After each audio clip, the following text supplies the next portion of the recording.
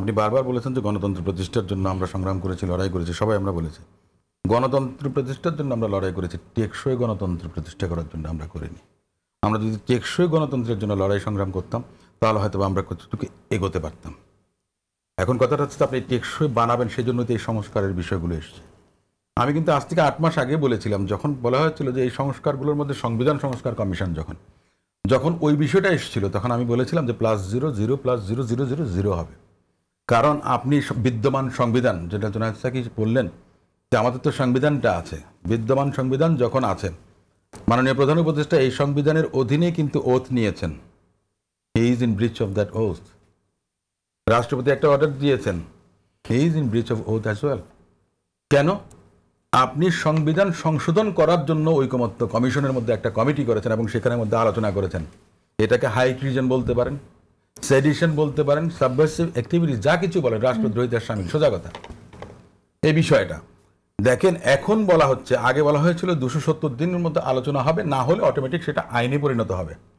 এখন সেটাকে বলা হচ্ছে যে 180 দিনে, এবং সেটা অটোমেটিক আইন হবে না, পার্লামেন্টের মধ্যে পাশ করতে হবে।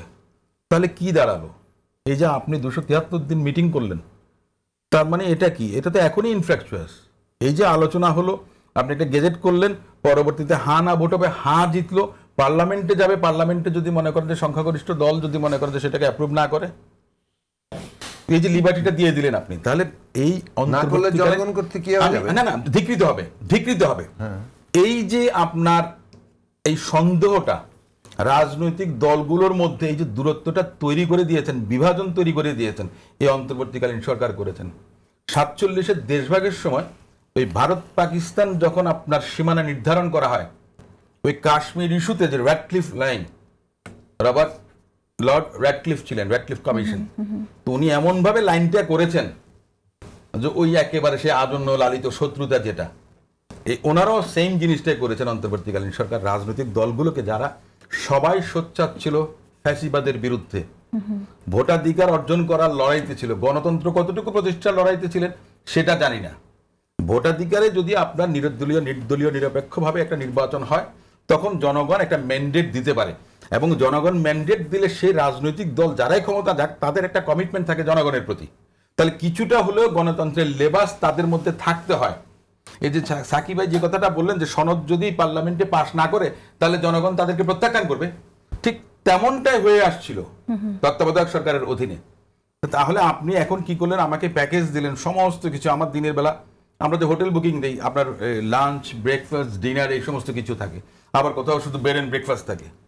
এখন আপনাকে লাঞ্চ, ব্রেকফাস্ট, ডিনার সব একসঙ্গে এনে দিল, আর আপনাকে বললো যে এখনই খেয়ে নাও, পুরা দিনের প্যাকেজ এখানে। অন্তর্বর্তীকালীন সরকার যেটা করতে চাচ্ছেন সেটা এটাই হচ্ছে। এটা এত বছরের জঞ্জাল, আপনি একদিনে এটা সরাতে পারবেন? এটা তো it will take couple of years. এটা একটা প্রসেস। এটা এই জোর করে যে চাপিয়ে দেয়া, এই জিনিসটাতে মনে করেন যে এক একজনের এক এক ধরনের মত হয়েছে। আবার আমি একটা জিনিস বলি যে কনফ্লিক্টিং একটা বিষয় ছিল, যিনি মাননীয় প্রধান উপদেষ্টা, তিনি কি করলেন? সনদটা আপনার ঐকমত্য কমিশনের পক্ষ থেকে দিলেন কি? উনি সভাপতি। Can a man be a judge for his own cause? এটা তো কোনোদিন হয় না।